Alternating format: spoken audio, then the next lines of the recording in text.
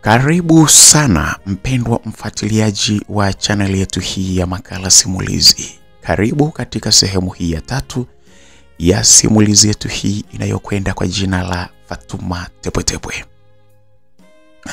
Katika sehemu ya pili tulishia mahali ambapo tuliona tayari Godwin alikuwa yuko guest pamoja na Shufaa.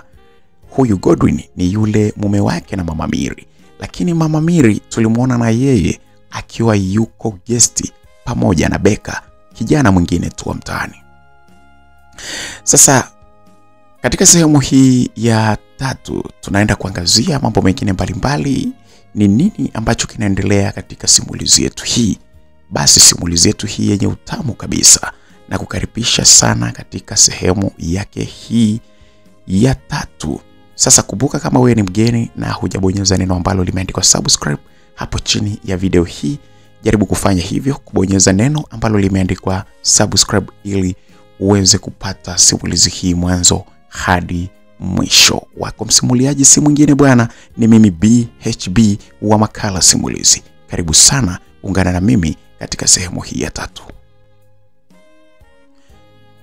Ndani ya nyumba ya Binambwela hakuna mtu mwingine yeyote ambaye aliyekuwa anajua mchezo ule ambao uliofanywa na Shufaa pamoja na Godwin. Hakuna mtu yeyote ambaye aliyekuwa anajua kilichokuwa kinaendelea. Mtu pekee ambaye aliyekuwa anajua pale ni Fatuma Tepwetepwe, kutokana na kwamba yeye tayari ameshajua ni kitu gani ambacho Shufaa anachomfanyia rafiki yake huyu Mama Miri. Ndani ya nyumba ile majirani wengine hawaelewi kabisa kinachoendelea. Sio Mwinda, sio mama mwenye nyumba ama mtu mwingine yeyote yule. Siku hiyo asubuhi hiyo Mwinda alikuwa na ratiba yake ya kuwahi kwenda kumtazama mgonjwa huko katika hospitali kuu ya rufaa ya mkoa wa Morogoro. Katika safari hiyo ya kwenda huko alikuwa ameagana na rafiki yake mwingine ambaye yuko mtaa wa pili. Walikuwa wamekubaliana kwamba wataenda hospitalini na wakimaliza kutoka hospitalini watakwenda kuangalia majina ya watu ambao wamepata kazi katika kiwanda cha kutengeneza nguo, kiwanda cha Mazava. Kwa hiyo asubuhi na mapema ile Mwinda anamuaga mume wake Bwana Side. Anamwambia, bwana, mume wangu mimi ninataka niende kama nilivyokuambia. Nataka niwahi hapo kwa Mama Hashim ili tuweze kwenda hospitali tumtazame mtoto wake kule, alafu hatimaye nitapitia kule kuangalia majina yalipobandikwa ya watu ambao wamepata kazi katika kiwanda cha Mazava. Msikilizaji, Mwinda pale anakubaliana na mume wake kwa sababu mume wake siku hiyo alikuwa hana ratiba ya kuwahi mahali. Mapema asubuhi saa 11 Mwinda anatoka pale na hivyo kuondoka moja kwa moja ili waende kumtazama mgonjwa huko katika hospitali ya mkoa wa Morogoro. Maneno yao yote ambayo waliokuwa wanaongea yalikuwa yamesikiwa na mwanadada Fatuma Tepwetepwe. Fatuma Tepwetepwe yeye aliendelea kutulia, na pale tu Mwinda alipotoka ndio muda ambapo sasa Fatuma Tepwetepwe alisema lazima na mimi nitimize haja ya moyo wangu. Fatuma Tepwetepwe alikuwa anampenda sana Side. Mwenyewe anasema kwamba kati ya wanaume wote walioko pale ndani, mtu ambaye aliyekuwa amemkubali zaidi alikuwa ni Side. Fatuma Tepwetepwe anazuga baada ya kujua kabisa kwamba muda huu tayari Mwinda atakuwa ameenda mbali. Anatoka chumbani kwake Fatuma Tepwetepwe, anaenda moja kwa moja mpaka pale kwenye chumba ambapo anapokaa Mwinda pamoja na mume wake huyo Side. Muda huu Mwinda hayupo. Hodi. Mwinda. Shemeji Fatuma, habari za asubuhi? Salama. Mwinda yupo? Hapana, kuna sehemu amedamka huko, ameenda kuangalia mgonjwa huko.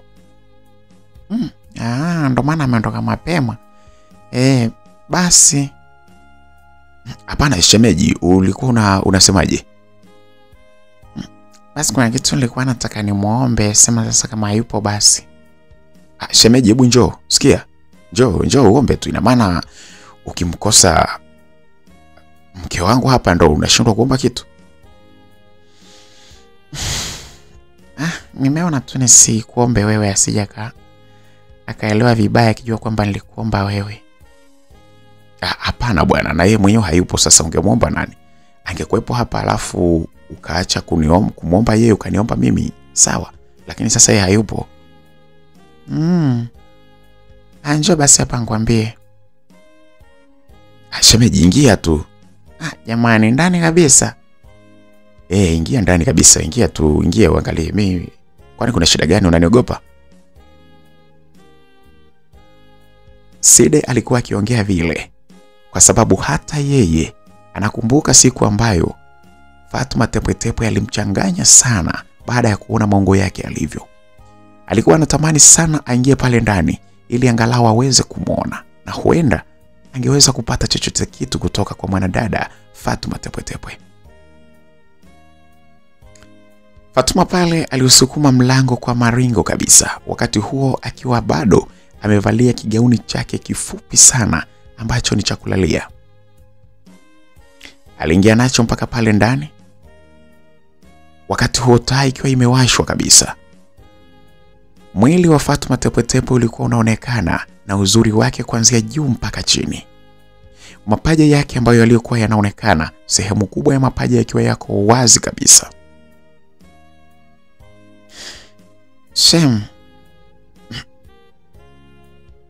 Nambia shemeji.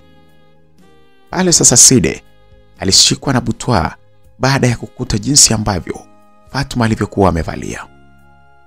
Wakati huo Side akiwa amejilaza kwenye kitanda, amejifunika mpaka hapa kwenye tumbo, akiwa ameacha kifua chake wazi pamoja na sehemu ya kichwa chake.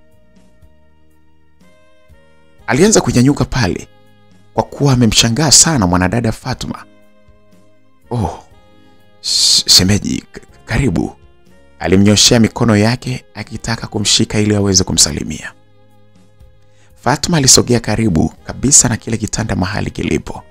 Alinyosha mikono yake na hivyo Side alikuwa akishika mikono yake huku akijikalisha pale pale kwenye kitanda na kutaka kumpa sikio ili aweze kumsikiliza kitu ambacho Fatuma alichokuwa anataka kuomba. Na niambie shemeji, ulikuwa unataka nini? Kwanza kabisa Fatuma Tepwetepwe aliitoa mikono yake kwenye mikono ya bwana Side. Alibaki akiwa amesimama.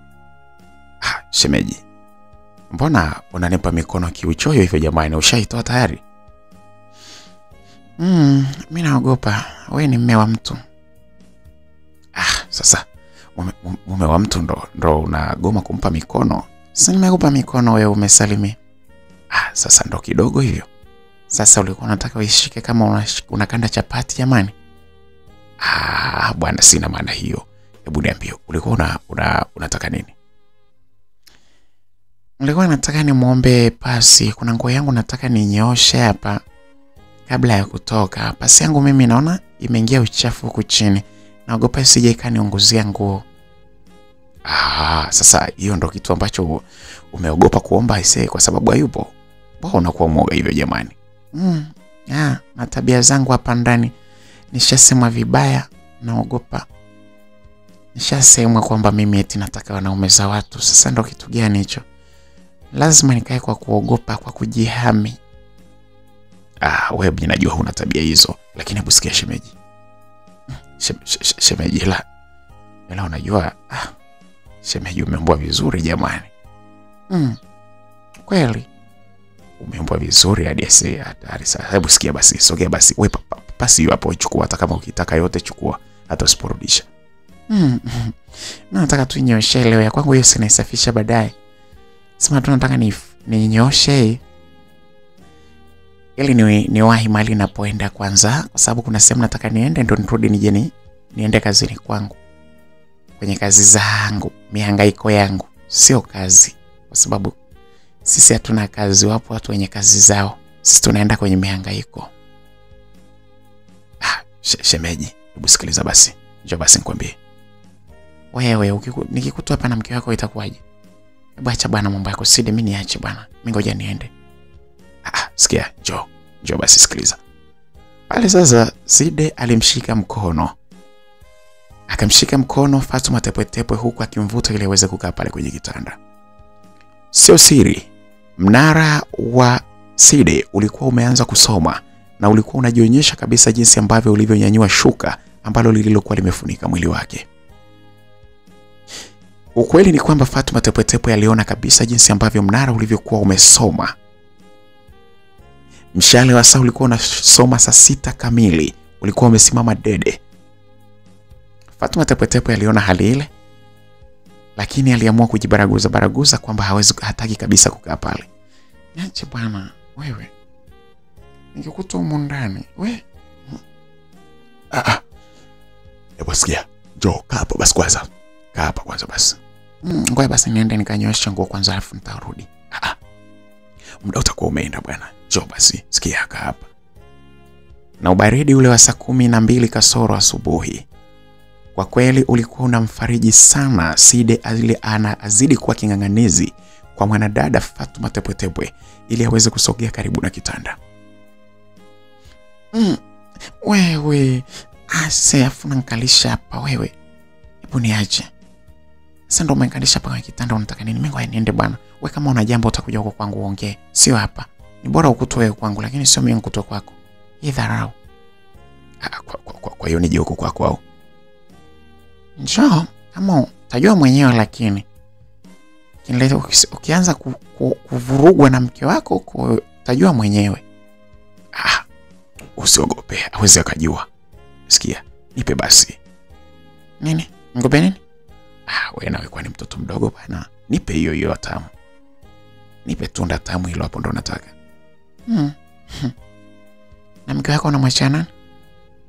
Basi mke wangu kwani mke wangu ndo ni mke wangu kuwepo na wewe kwani kuna shida gani? Kwanza mke wako washaanza kunisema vibaya, mimi sitaki bana. Sikia basi. Mimi sikia, mimi nakuza kwanza leo usiende kazini, tushinde wote basi hapa. Mimi siende kazini. Nisiende kazini afu hiyo la mimi napata wapi? Mimi nitakupa. Bana hebu niache bwana huko, mimi sitaki bwana. Side, afu unajua mimi unavyonishika hivyo mimi unanifanya mimi unanipandisha na mimi na siku nyingi sijafanya haya mambo. Sasa kama hujafanya mimi si ndo niko hapa kwa ajili yako. Wewe, acha bwana kunitekenya. Acha bwana kunitekenya bwana hapa. Mimi wewe utaja tushiku mundano ujue. Hebu sogea hapa. Pale sasa Side alimvuta na kuanza kumtekenya huku akimlaza kabisa pale kwenye kitanda, huku mwanadada Fatuma Tepwetepwe akiweka ile staki nataka. Ukweli ni kwamba Fatuma Tepwetepwe alikuwa anamuelewa sana Side.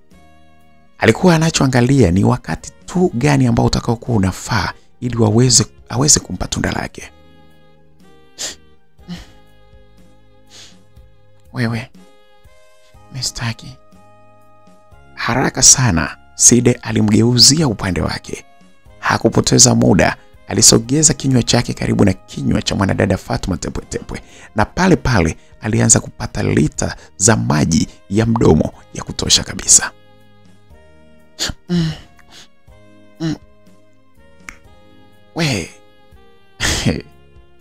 Mwanadada Fatuma Tepwetepwe naye alikuwa ndio mjuzi wa hayo mambo kweli kweli. Alikuwa anajua ni namna gani ya kuchota maji katika mto ule usiokuwa na mwisho, mto ambao una maji ya moto moto kutoka pale katika himaya ya Side. Aliyachota maji yale ya moto moto kiustaarabu kabisa. Aliyachota kwa staili ambayo ilimfanya hata Side aone ile hali hajawahi kufanyiwa hata na mke wake. Baada ya kupeana maji ya moto kwa sekunde kadhaa, hatimaye dakika kadhaa, wote miili yao ilikuwa imeshaanza kutoa majibu kwamba inahitaji kitu gani. Hakuna kitu ambacho kilichokuwa kinahitajika pale zaidi ya wote wawili walikuwa wanahitaji mechi tu. Fatuma Tepwetepwe aliamini kabisa kwamba ule ndio wakati wake yeye sasa wa kwanza kuwavuruga watu mle ndani kwa kutoka na waume zao. Hata hivyo, Hakuwa na nia sana ya kutoka na wanaume, lakini kwa maneno ambayo waliokuwa wanaongea, aliamua tu kwamba ni lazima afanye kitu ili awakomeshe. Hakupendezwa na maneno ya Mwinda ambayo aliokuwa ameongea siku moja, akiwa anaongea sana kwamba yeye lazima atamfanya chochote kile baada ya kugundua tu kwamba mume wake eti alimtamani. Aliamua kwamba ni lazima afanye kitu kwa moja baada ya mwingine kwa sababu wanamsema. Fatuma Tepwetepwe pale na yeye alijilainisha kabisa na kujisogeza zaidi katika mwili wa Side. Side mnara wake kwa sababu ulikuwa umeshasoma na mshale wake ulikuwa unasoma saa 6 kamili. Wala hapakuwa na shida. Waliendelea sasa pale kupigiana pasi ndogo ndogo, kuzungushana pale katika kitanda kile. Uwanja wao wa jimu, uwanja wa kupeana mazoezi. Huku na kule. Hazikupita muda mrefu, refa alipuliza kipenga kwamba ni muda rasmi sasa wa kuanza mechi na wala sio muda wa mazoezi. Mechi ilianza kwa upande wa kwamba Side yeye alikaa kwenye upande wa goli la chini na mtu aliyekaa upande wa goli la juu ni mwanadada Fatuma Tepwetepwe. Fatuma Tepwetepwe alikuwa ni mtaalamu sana wa kutumia goli la juu. Muda akiwa katika goli la juu anakuwa mtata sana. Aliamua sasa kukaa katikati ili mpira uweze kuanza. Refa alipuliza kipenga na pale sasa mpira ulianza. Kila mmoja alijaribu kuonyesha umahiri wake katika mechi ile. Huku na kule, pasi za kila mahali, kupanda na kushuka, walikuwa wakizungushana huku na kule, kila mmoja akilitafuta lango la mwenzake ili aweze kupiga goli la mapema kabisa. Wakati huo alikuwa anajua kabisa kwamba Side kama atakuwa wa kwanza kufunga goli, basi angeishiwa nguvu kabisa kwa sababu angejiamini ameshafunga goli. Alijitahidi kuhakikisha kwamba anajilinda kwa staili ambayo anaiamini ili mradi tu asije akawa wa kwanza kufunga goli, lakini aanze kufunga mwanadada Fatuma Tepwetepwe kwa sababu kama akifunga Tepwetepwe, basi Tepwetepwe ataanza kupoteza nguvu kwa kujiamini kwamba mechi ile imeshaisha. Hapo ndipo sasa Side angekuja na mashambulizi ya kushtukiza ya kila pande ili kuhakikisha kwamba na yeye analipiza goli ambalo atakalokuwa amelifunga mwanadada Fatuma Tepwetepwe. Mechi iliendelea. Wakati huo bado mwanadada Fatuma Tepwetepwe akiwa yuko kwenye goli la juu. Aliendelea kukata spidi pale kubwa sana. Alikuwa akikimbiza spidi ambayo kwa kweli ilimfanya kidogo Side atake kufunga goli la awali. Mpira ulikuwa ni mtamu, mpira ulikuwa umechangamka vizuri.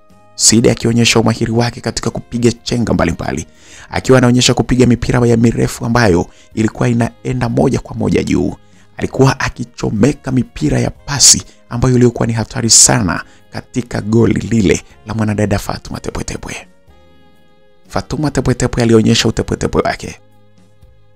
Alikuwa akipiga pasi huku akiwa anajilaza, akidondoka na kupiga faulo huku akilala kabisa katika kifua cha kijana Side. Pasi ziliendelea. Chenga nyingi ziliendelea ndani ya uwanja. Fatuma Tepwetepwe alishindwa kustahimili na mapema sana alifunga goli lake la mwanzo. Alipofunga goli lake lile, ni ukweli kabisa kwamba Side alikuwa ameshajua kabisa kwamba hapa huyu amefunga goli na tayari ataanza kuishiwa nguvu. Mambo yalikuwa ni tofauti kabisa. Pamoja na kwamba mwanadada Fatuma Tepwetepwe alikuwa ameshafunga goli la kwanza, lakini bado nguvu yake ilikuwa ni ile ile. Na wakati huu sasa walisema kwamba ni bora wabadilishane magoli. Walibadilishana magoli bwana. Na hapa sasa Side alipanda katika goli la juu na mwanadada Fatuma Tepwetepwe akawa yuko upande wa chini, akiwa yeye anapokea mashambulizi akiwa katika goli la chini. Mechi yao hii bwana ilikuwa haisubiri kwamba mpaka kuwe na mapumziko ndipo wabadilishane magoli. Wao walikuwa wakibadilishana magoli muda wowote tu ambao waliokuwa wanajisikia. Mechi iliendelea. Sasa muda huu ni muda ambao Side yeye ndiye ambaye aliyekuwa sasa akishusha mashambulizi. Side alionyesha umahiri wake katika kuchomeka pasi za moja kwa moja zilizokuwa zinaenda na kugonga mwamba katika lango hili la mwanadada Fatuma Tepwetepwe. Alikuwa akichomeka pasi ambazo zilikuwa zina madhara makubwa sana tena katika mwili huo mwanadada. Lakini mwanadada Fatuma Tepwetepwe wala hakukata tamaa. Alizidi kuonyesha umahiri wake. Lakini bwana, ukweli ni kwamba Side alikuwa mtaalamu sana wa mipira mirefu. Kitu kilichomsababishia mpaka akamsababisha tena mwanadada Fatuma akapiga goli lingine, wakati huo Side akiwa hajafunga goli hata moja. Msikilizaji, pale magoli yalikuwa ni 2-2. Fatuma Tepwetepwe mechi yao ilikuwa yeye akiwa anaongoza kwa magoli 2, lakini Side akiwa bado hajapata kitu. Side alikuwa sasa muda ule na yeye anang'ang'ana kwamba lazima nihakikishe kwamba wakati Fatuma Tepwetepwe anafunga goli la 3, ndio muda huo na mimi niweze kutia mpira kambani na kupata goli langu moja, tufunge kwa pamoja ili tushangilie kwa pamoja. Side alijikaza pale na kuonyesha umahiri wake wa kuendelea kuchelewesha kufunga goli. Mwanadada Fatuma Tepwetepwe akiwa yuko hoi bin tabani, akiwa Tepwetepwe kama jina lake lilivyo. Pale sasa Fatuma Tepwetepwe alisema anataka abadilishe mfumo wa ufungaji. Alisema hawezi kufunga akiwa amenapiga kwa kichwa. Kwa chenga zile alishindwa kufunga. Alisema sasa anataka afunge goli la kichwa, lakini kichwa apige kwa kuinama. Side alikubali kumkubalia kwamba yeye aweze kupiga goli lake kwa staili anayotaka. Kweli bwana. Pale pale katika uwanja wao wa mapambano, uwanja ule ambao ndipo ambapo mechi ilipokuwa inacheza, Fatuma alitaka kupiga kichwa ili aweze kufunga goli. Kwa maana kwamba Fatuma Tepwetepwe alikubali kuinama ili aweze kufunga goli akiwa anapiga kichwa mpira wa chini. Unapopiga kichwa mpira wa chini ni lazima uweze kuinama. Basi ndicho alichokifanya mwanadada Fatuma Tepwetepwe. Alijaribu kuinama huku akiwa anapiga chenga, lakini aliamua kwamba hapa lazima muda huu afunge goli lake la kichwa, lakini mpira wa chini. Wakati alipokuwa anainama ili aweze kupiga kichwa mpira, ndipo muda ambapo Side alipokuwa anaonyesha utaalamu wake katika kucheza mipira ya staili ile. Wakati mpiga chenga anapokuwa ameinama ili kuweza kutia mpira kambani, Side alikuwa anajua ni kitu gani cha kufanya. Side pale pale alishikilia chenga zile akijaribu kupiga mpira ule. Kidogo mpira ulitoka na sasa ilikuwa ni kona inapigwa. Side alikuwa ni mtaalamu wa kuzichonga kona ambazo zingeingia wavuni moja kwa moja. Side alienda kupiga mpira kwa kasi kubwa sana na kitaalamu. Hatua 1 2 3 4 1 3.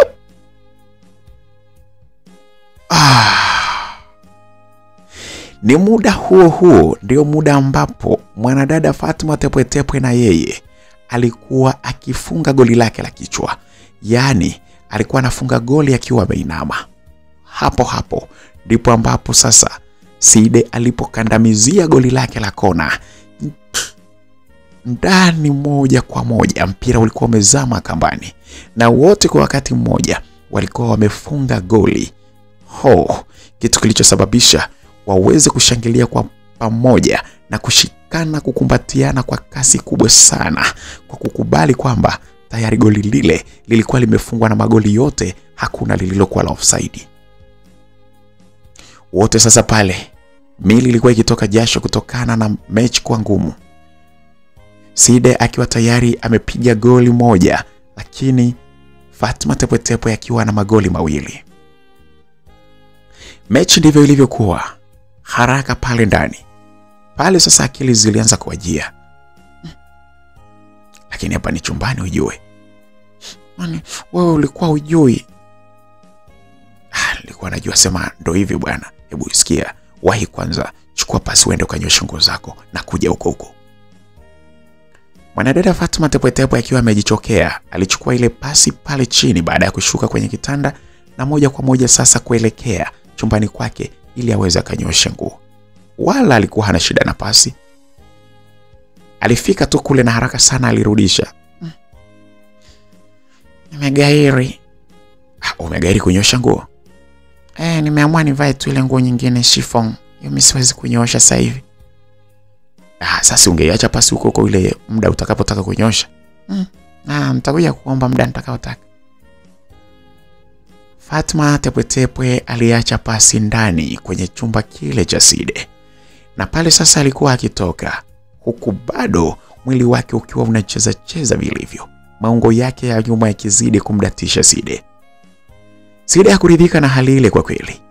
Hakukubali kwamba afungwe aggregate ya 3-1. Alisema katika uwanja ule wa nyumbani alifungwa 3-1, anakwenda uwanja wa ugenini na kule anakwenda kusawazisha. Alitoka chumbani kwake Side na kumfata mwanadada Fatma Tepwetepwe chumbani kwake. Uzuri ni kwamba Fatma Tepwetepwe yeye hakuwa na mwanaume mmoja ambaye angekuwa anakuja pale. Na mwanaume ambaye angekuja pale ndani kwake alikuwa anakuja kwa ratiba maalum. Kitu kilichomfanya Side ajiamini kabisa kwamba hata kama akienda chumbani kwa Fatma Tepwetepwe hakuna chochote kingetokea, na hata kama angetokea mwanaume yeyote si mwanaume wake, bali tu atakuwa ni hawara ambaye naye anakuja kupiga mzigo tu na kutoka.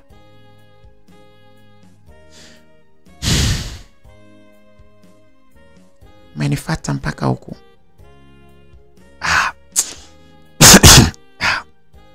Ndio hivyo bwana, nimeona nije mpaka hapa unajua. Mimi bado naona kama nahitaji bado. Hujachoka? Wewe mke wako hajakupa usiku? Hayo mengine bwana, mimi nahitaji bwana tuendeleze mechi bwana. Mechi yetu hii nzuri sana. Mimi nawahi bwana. Hapana, usiwaze. Sikiliza. Mimi nitakupa hiyo hela yako ya leo hata usipoenda kazini. Sema kwamba kuna sehemu nataka niende kwanza. Hiyo sehemu kwani unapaswa wahi sana? Sio sana, lakini natapokiwa niende. Sasa utaenda hata baadaye. Hivi wewe hebu ngoja nikuulize, mke wako akikukuta huko ndani sasa hivi, akukuta huko ndani kwangu, utajibu nini? Hawezi akarudi sasa hivi kwenda kule kuangalia wagonjwa. Wewe sio sasa hivi, kwa sababu pale wataruhusiwa mpaka hiyo saa 12 sawa, ndio mida hii. Lakini sasa mpaka amalize pale mpaka hiyo saa 1:30 watakuwa, sababu pale hawafiki tunakuingia. Wanafika, wanasubiri, muda ule ukifika wanaitwa majina watu wawili, wanaingia hospitalini pale kuangalia wagonjwa. Alafu wakimaliza bado mke wangu hayuko moja kwa moja, anaenda na rafiki yake yule, wanaenda kule kuangalia majina yao huko kwenye alipobandikwa watu ambao wamepata kazi huko huko kwenye kiwanda cha Mazawa. Kwa hivyo hawezi akaja sasa hivi. Unavyomjua lazima wakitoka huko watapiga umbea njia nzima wewe mpaka waende kuangalia majina warudi huko, sio leo. Kwa hiyo hawezi akatushika sasa hivi. Kweli vile mimi nakwambia. Nipe bana mimi tucheze mechi angalau nifunge na goli moja hapa afu mimi niende. Kama staki. Hapana, sio kwamba hutaki, mimi nakuomba bwana. Nipe bwana, afu sikia. Mimi nitakupa hata hela. Mimi sikuuzie. Labda kama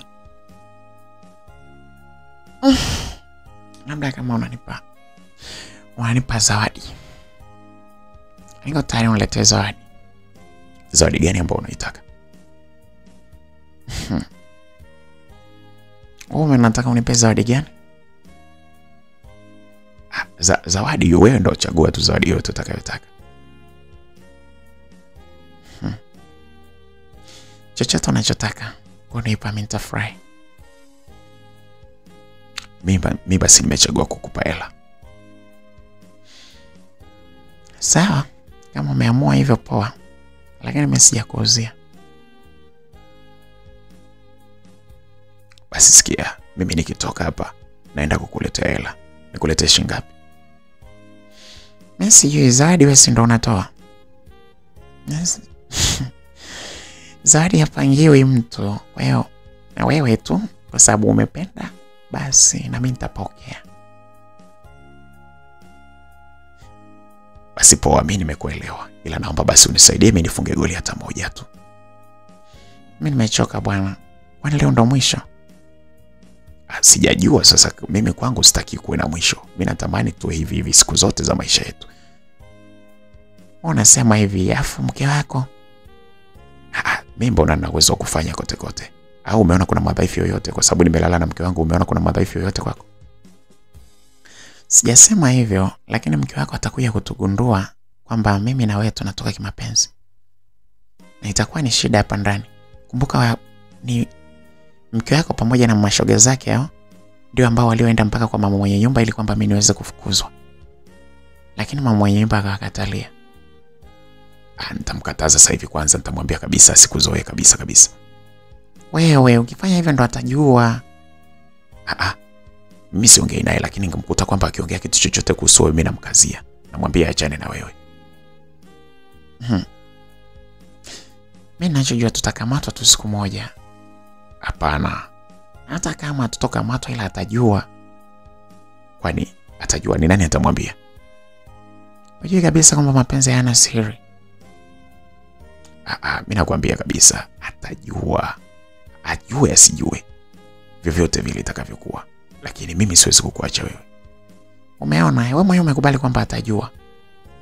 Sasa kama akijua uone kabisa kwamba itakuletea shida wewe, itaniletea shida na mimi, lakini mimi naweza kumcontrol, naweza kumdhibiti. Vipi kuhusu wewe? Kama akiamua mambo makubwa, itakuwaje? Mambo makubwa kama nini? Akiamua kukuacha. Sasa akiniacha mimi sina baki na wewe. Yaani kabisa kwamba uachwe na mke wako afu kae na mimi. Sina mimi utakuja kuniacha, kwani mimi sina akili? Hapana, wewe siwezi kukuacha kabisa yani. Story zilikuwa zikiendelea, lakini wakati huo huo Side alikuwa akisogea na kuanza kumpapasa mwanadada Fatuma Tepwetepwe. Fatuma Tepwetepwe bwana, kutokana na jinsi ambavyo alivyokuwa anampenda Side, ukweli ni kwamba alivyokuwa akiguswa na yeye mwenyewe alikuwa anaitikia, alikuwa akizidi kupata misisimko kutokana na kwamba anashikwa na mtu anayempenda sana. Ushaanza mambo yako hapa. Ni bana sitaki. Acha bana, mimi nimekwambia sitaki bana hizo mambo zako. Aliendeleza miguno Fatuma Tepwetepwe, akionyesha kwamba yeye alikuwa hahitaji.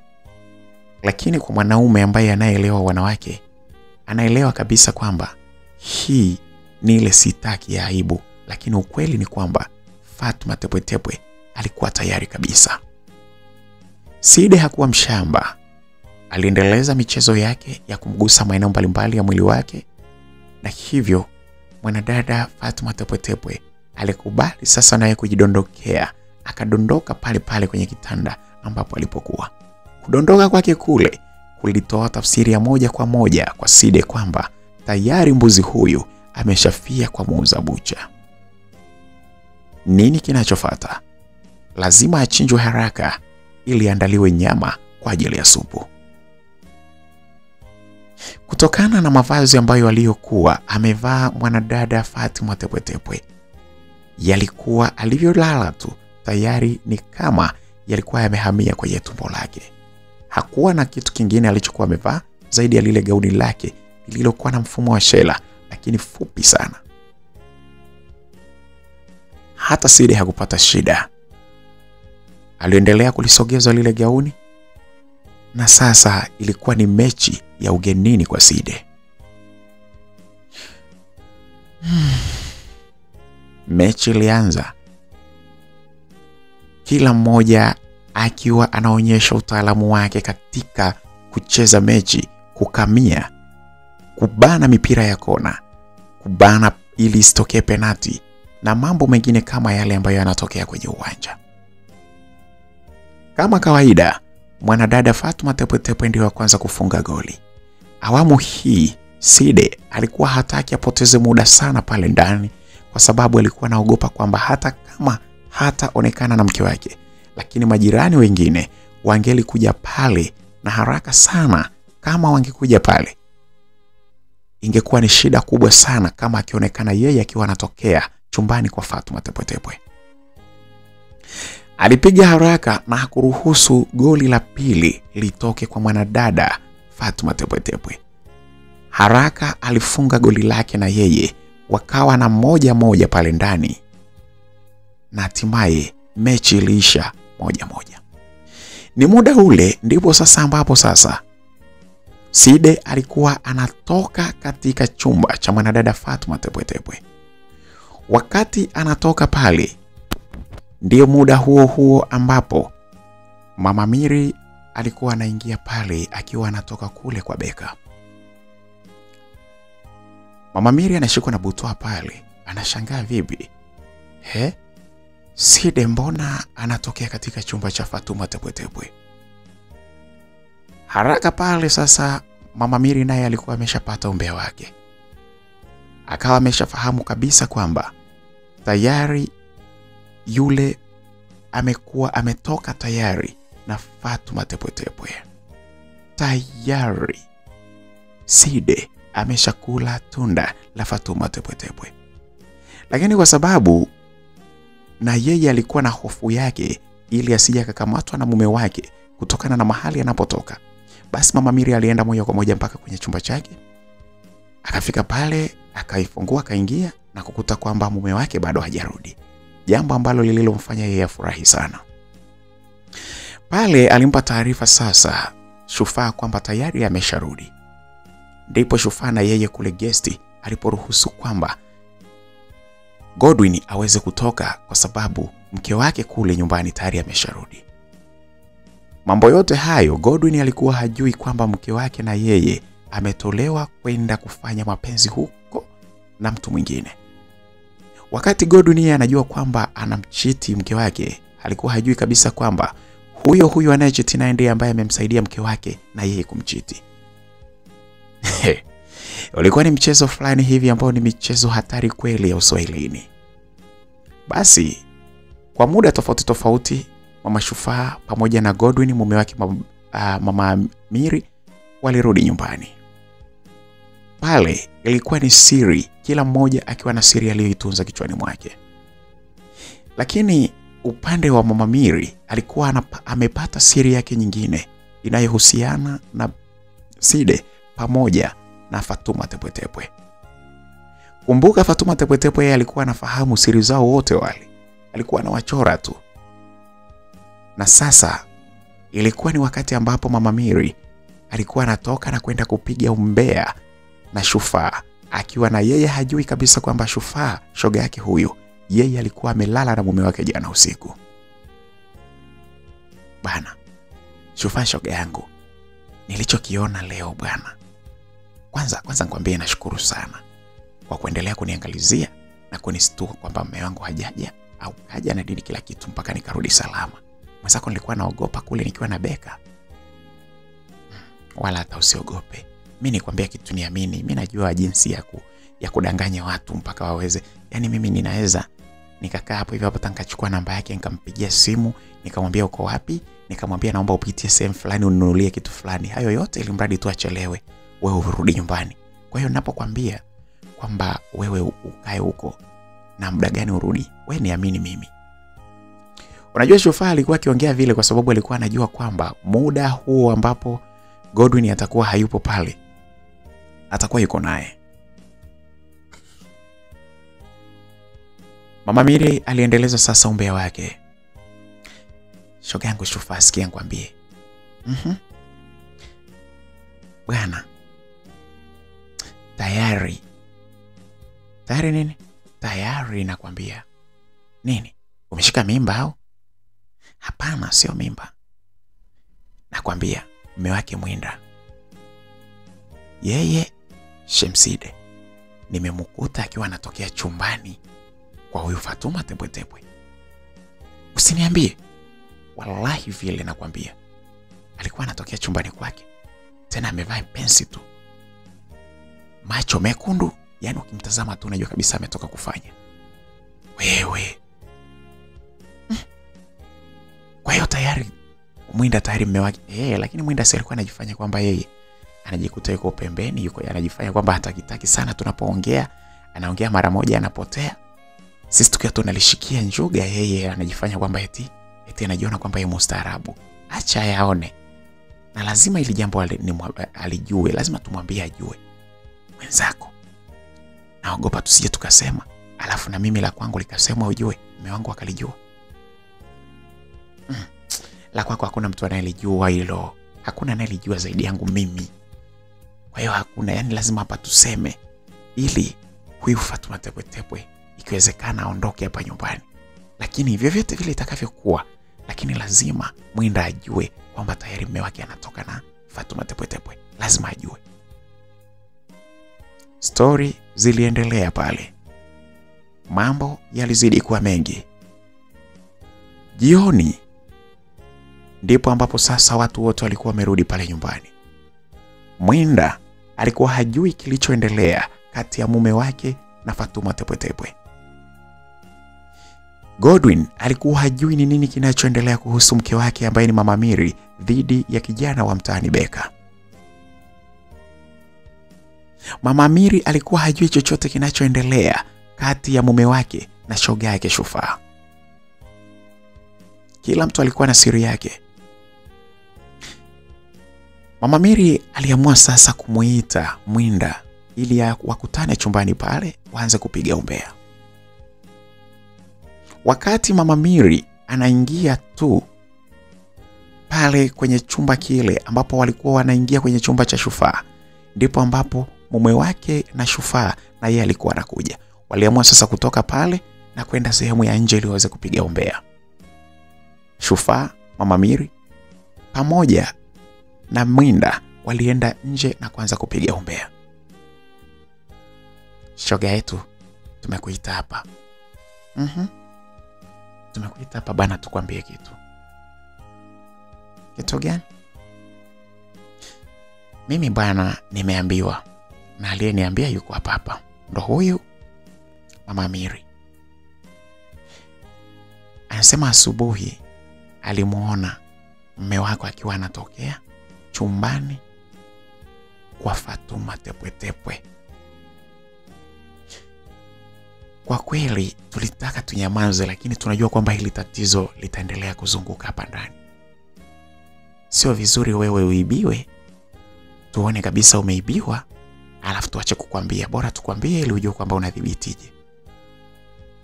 Wewe una uhakika na unachokisema kwamba mume wangu alitokea kwa Fatuma Tepwetepwe? Mimi nimeambiwa. Na aliniambia ni Mama Miri huyu hapa. Wewe Mama Miri, una uhakika na maneno yako? Au unabunia tu? Wallahi vile asubuhi mimi nimemuona. Wewe ulikuwa unatoka wapi? Ulikuwa uko wapi mpaka ukamuona? Mimi nilikuwa ndani kwangu. Nilikuwa nimeacha mlango wazi. Sasa ile natoka kuangalia nikaona kabisa akiwa anatokea chumbani kwa Fatuma Tepwetepwe anarudi chumbani kwenu. Wewe, unajua mwanamke nitamchoma visu mimi, hawezi kuona anijue vizuri mimi.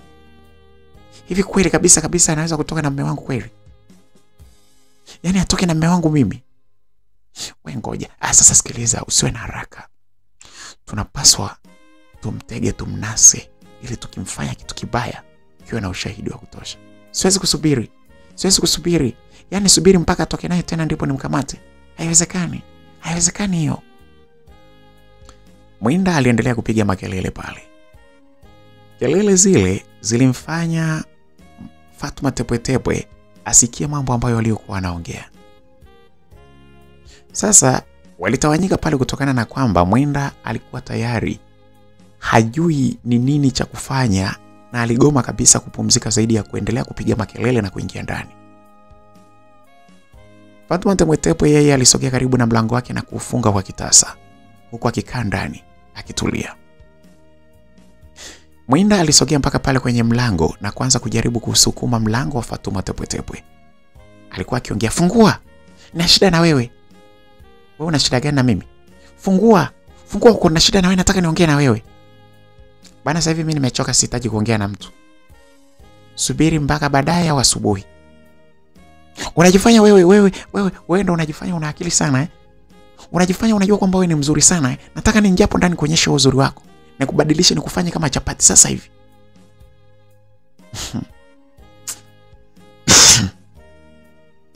Hivi lakini wewe una kitu gani? Una mambo gani? Unanitaka, una shida gani na mimi? Nimekufanyaje? Unaanza kuniletea makelele yako hapo mlangoni kwangu.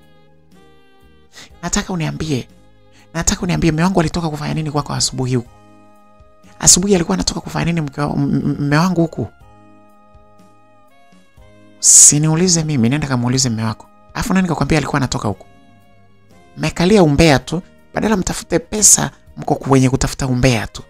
Kufuatilia mambo ya watu. Mimi sifuatilie mambo ya watu, nafuatilia mambo ya mume wangu. Atoke huko kwako kufanya nini? Yaani wewe labda usifungue mlango leo. Huo mlango labda usifungue. Nitakuchoma hata na maji ya moto. Pepe. Mwinda aliongea sana pale mlangoni. Baada ya kukuta kwamba Fatuma Tepetepe afungui mlango, Mwinda sasa ilibidi aondoke.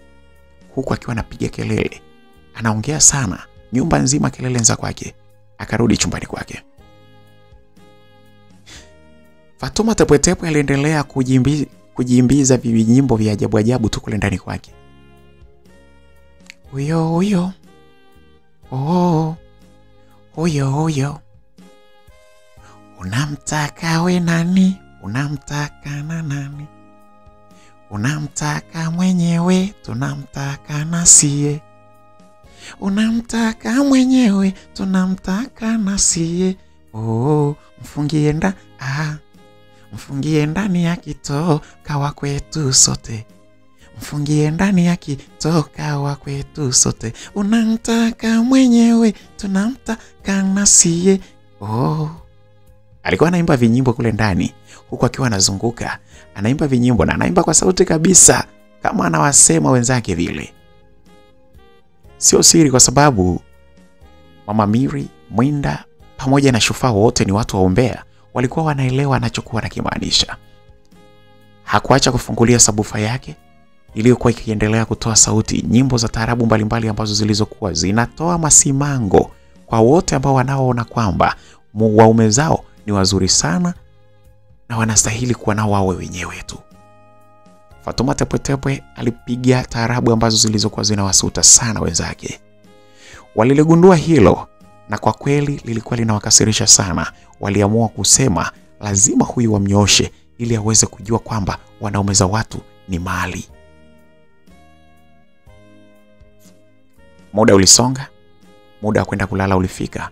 Muda ule ndipo ambapo Side na yeye alikuwa anatoka kwenye mizunguko yake kwa sababu alichelewa siku ile kuondoka kutokana na kwamba alikuwa anatoa huduma kwa mwanadada huyu Fatuma Tepetepe. Alichelewa kurudi, ilikuwa ni mida ya saa 4 kasoro, watu ambapo wakiwa wanajiandaa sana wengi kwenda kulala. Ndipo ambapo sasa Side naye alipokuja pale, alipokelewa na maneno mengi sana kutoka kwa mke wake huyu Mwinda. Wewe umeanzisha lini mahusiano yako wewe na huyu mbwa ambaye yuko hapo kwenye chumba kinachofuata hapo? Lini umeanzisha uhusiano wa kishetani na huyo shetani ambaye yuko hapo ndani? Unajua huyo shetani nitamchoma visu mimi uwezi. Yaani wewe utasababisha mimi nifungwe wewe. Hivi Side una tatizo gani lakini? Kitu gani ambacho unakitaka kwangu ukipati? Side alinyamaza. Alikuwa anajua kabisa kwamba hii siri tayari imeshafichuka. Na hakuwa na mashaka, alijua tu kabisa kwamba mtu ambaye ametoboa siri ile alikuwa ni Mama Miri. Oh, hoti. Ni nini cha kufanya sasa?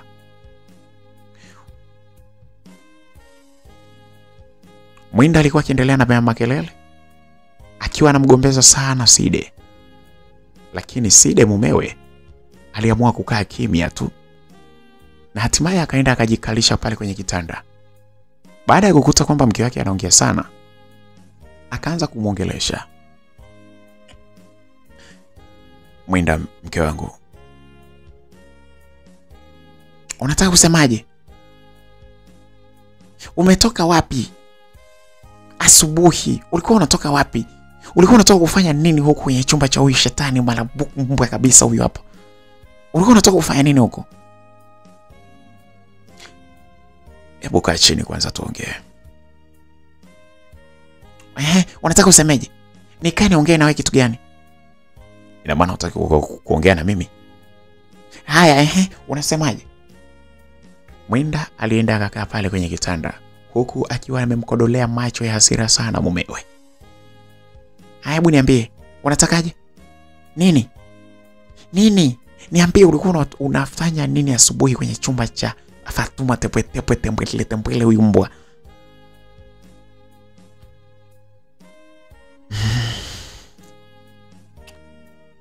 Kwanza hebu naomba unisikilize vizuri, na naomba maneno ambayo nitakayokuwa nikikwambia uniamini kuliko kumwamini mtu mwingine yeyote yule. Ni kuamini kwa ujinga wako? Ujinga wako ambao umefanya ndicho kitu ambacho mimi napaswa nikuamini nacho? Aliyekuwa hapa ndani ni nani? Ni wewe.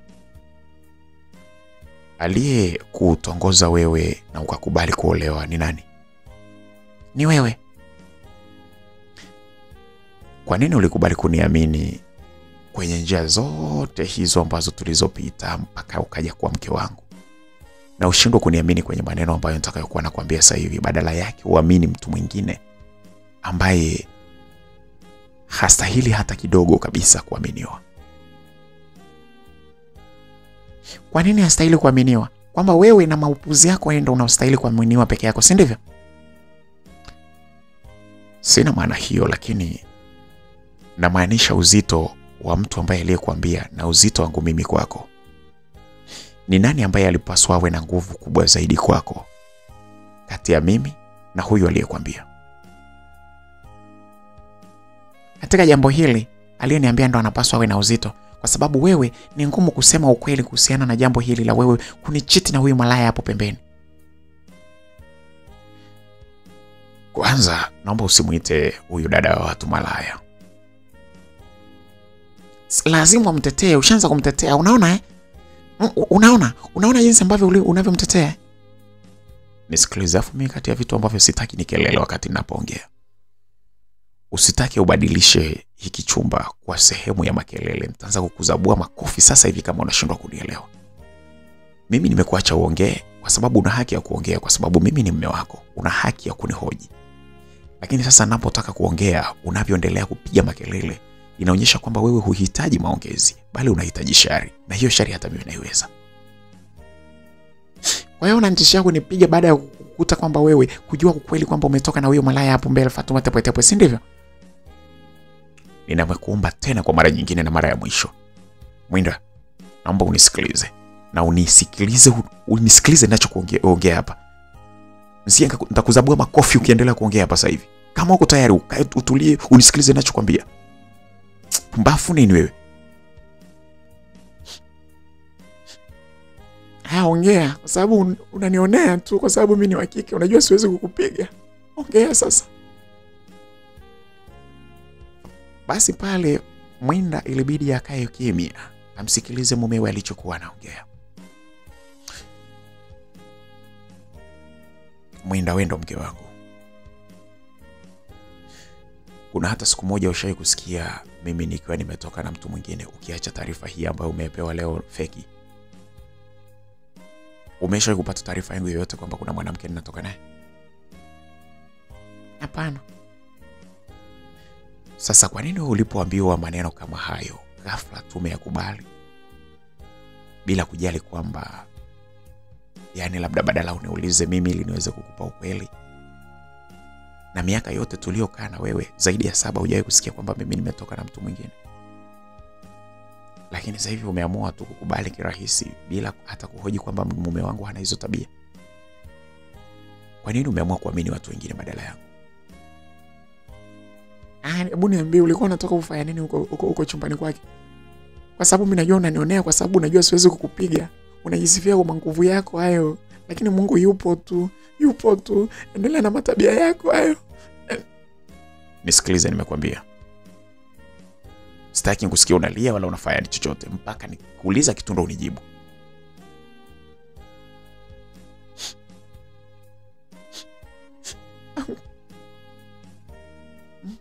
Ongea. Nisikilize nikwambie kitu. Wewe utajisikiaje ukiwa umetoka? Kabla hujarudi nyumbani, upewe taarifa kwamba nyumba yako ambayo uliokuwa unakaa, ulimeweka akiba yako ya fedha na kila kitu ambacho kiko ndani, ukisikia kwamba kimeungua moto, wewe utajisikiaje? utajisikia vibaya. Na utajisikiaje kwamba kulikuwa na hatari ambayo ingeweza kuunguza vitu vyenu vyote, pengine na kugharimu uhai wa watu humo ndani. Lakini kuna mtu akatokea akadhibiti hiyo hali ili kusababisha kwamba vitu vyako vibaki kuwa salama na kila kitu chako, na kiwepo pesa na watu ambao wako ndani ya nyumba unayokaa. Utajisikiaje kwamba kuna mtu ambaye alitokea na kutoa msaada kufanya vitu vyenu vibaki salama? Utajisikia vizuri. Sasa mimi nilikuwa na kosa gani la kuingia chumbani kwa huyo uliyemtaja? Sitaki hata kumtaja mimi. Kwenda kuzima shoti ambayo iliyokuwa inatokea na ingeunguza nyumba yote hii ambayo tunayokaa hapa, kila kitu kingeungua, na pengine hata sisi kwa sababu tulikuwa ndani tungeungua moto. Mimi nina kosa gani kwanza kwenda kuzima hatari kubwa kama hiyo? Kwa hiyo kule uliingia kuzima hatari ya moto? Ndio maana yake. Unapaswa unisikilize. Na ndio maana nikakwambia ulipaswa unisikilize mimi kwanza, kabla ya mtu mwingine yeyote ule. Kwa hiyo ilikuwaje? Asubuhi ulipoondoka hapa, huyo Fatuma alikuwa anapiga pasi. Ilitokea shoti, switch yake ikawa inatoa cheche na pasi yake ikawa inatoa cheche za hatari. Alipiga kelele na kutoka spidi sana kuja kuniambia nimsaidie. Ilinibidi nitoke hapa nikijua kwamba hatari ile inaweza kutunguza wote humu ndani, na kama sisi tutafanikiwa kutoka lakini hatutatoa kitu hata kimoja. Ilinibidi niingie kule haraka sana. Niligangana mimi kuingia hatarini sana, kutoa ile pasi haraka iwezekanavyo na kuitupilia nje, ikiwa muda huo inatoa cheche za hatari. Meza yake Fatuma ile ilikuwa kidogo ianze kushika moto. Ile shoti kama tungeiacha ikakamilika ikatokea kama ilivyokuwa, ni ukweli kwamba kabla ya kurudi ungesikia kwamba pengine tumekufa wote humu, ama tumepata majeruhi, ama kama sisi tumepona lakini vitu vyote vimeungua humu ndani. Ungejisikiaje? Jamani, kwa hiyo ulienda kule kuzima shoti ambayo ilikuwa inatokea? Ndio maana yake. Sasa wakati natoka, nilikutana na Mama Miri akiwa yeye anaingia kwenye mlango mkuu, na ni muda mrefu sijamuona akiwa anatoka pale kwenye chumba chake, sikumuona. Yeye alikwambia kwamba alikuwa anatoka wapi? Hajaniambia. Na mbona sio yeye aliyeniambia? Hivyo ndo vitu sivitaki. Unaanza kunidanganya. Nina uhakika 100% kwamba Mama Miri ndio ambaye amekwambia vitu hivi. Naomba usikatae tusije tukaanza kugombana hapa na kati tunaendelea kuongea vizuri. Haya basi, ni yeye aliyeniambia. Umejaribu kumuuliza kwamba yeye alikuwa anatoka wapi? Kwa sababu hakuwepo. Sikumsikia akitufungua mlango kabisa. Kabisa. Umejaribu kumuuliza kwamba yeye alikuwa anatoka wapi?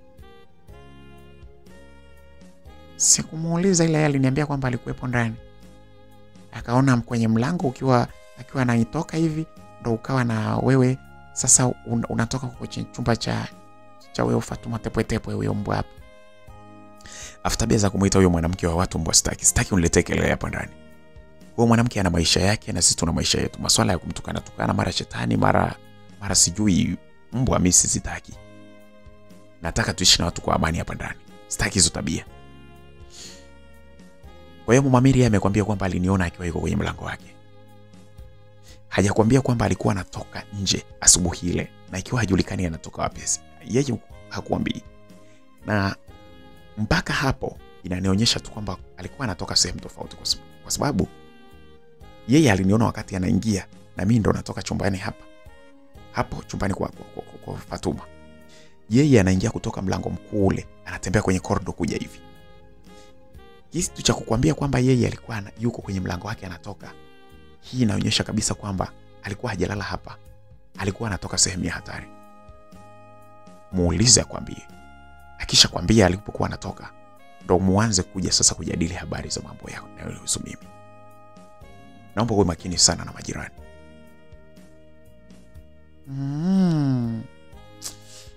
Nakuelewa mme wangu, kama hujandanganya. Kwa hiyo kwenye maelezo yangu yote ambayo niliyokuambia hapo unaona kuna uongo? Hapana, naona kama inaeleweka hivi. Huo ndio ukweli. Uelewe usielewe, huo ndio ukweli. Uliza tu. Muulize naye alikuwa anatoka wapi. Kwa siri tu, muulize tu, alafu akikwambia basi utajua ni nini ambacho unaweza kufanya wewe. Kufikia hapo msikilizaji, tayari Mwinda alikuwa ameshaingia kwenye 18 za mume wake. Alikuwa amedanganywa akadanganyika. Kama kawaida bwana, mwanaume ukishampa muda wa kujitetea, ukampa nafasi, umepoteza. Umepoteza kabisa. Hakuna mwanaume ambaye utampa fursa ya kujitetea alafu eti ukashinda wewe mwanamke. Haitatokea hata kidogo. Msikilizaji, ndivyo ilivyokuwa pale. Sasa Fatuma Tepwetepwe alikuwa sasa na yeye pale ana hasira kubwa sana. Anasema mtu ambaye ni mkubwa kabisa ambaye anahitaji amnyoshe, wala hakuwa huyu Mwinda. Mwinda kwa kweli amejiingiza tu mbele kwa sababu ya mume wake kuwa amempenda, lakini mtu ambaye alikuwa anataka amnyoshe vizuri ni hawa vidomodomo wawili hawa, Mama Miri pamoja na Shufaa. Hata hivyo aliwaza waongee ukweli kinachoendelea kati ya Shufaa pamoja na mume wa Mama Miri, lakini akasema kama akisema huo ukweli kitakachotokea ni kwamba anaweza akashindwa kutimiza malengo yake, kwa sababu alikuwa anataka awanyooshe vizuri. Basi bwana, usiku ule ulipita na asubuhi watu waliendelea na shughuli zao. Asubuhi watu baada ya kutawanyika wengine, mwanadada Fatuma Tepwetepwe wazo lake kubwa lilikuwa ni kwamba lazima aweze kusambaratisha wanaume pale ndani. Lengo lake kubwa alikuwa anamlenga Godwin, mume wa Mama Miri. Alikuwa amenuia sana kwamba huyu lazima aweze kumnasa. Hata kama anatoka na Shufaa, lakini lazima aweze kumnasa ili tu aweze kumkomoa Mama Miri. Baada ya watu wengine kutoka, mwanadada Fatuma Tepwetepwe alitoka nje na kukaa katika eneo lile la wazi akiwa anavizia kwamba Godwin aweze kutoka, na lazima akishatoka pale atampa mitego ambayo hawezi kuivumilia, lazima atahitaji mzigo. Ndicho alichofanya bwana. Kama alikuwa ametega, alikuwa amekamata. Godwin alitoka nje wakati anaenda msalani. Mwanadada Fatuma Tepwetepwe alikuwa na mavazi yake yale yale, mavazi ya kutisha ambayo kwa kweli kwa mwanaume yeyote lijali lazima angehitaji tu kumnasa mwanadada huyo. Huko mbele ni pabaya zaidi, huko mbele ni pahatari zaidi msikilizaji.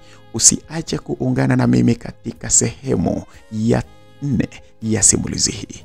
Bye bye, tukutane katika sehemu ya 4 ya simulizi hii. Wako msimuliaji ni BHB wa Makala Simulizi. Bonyeza neno lililoandikwa subscribe ili uweze kupata hizi na nyingine nyingi. Niendelee kukukaribisha katika sehemu ya 4, na hiyo ni mwisho wa sehemu ya 3. Bye bye, endelea kubaki na mimi BHB wa Makala Simulizi.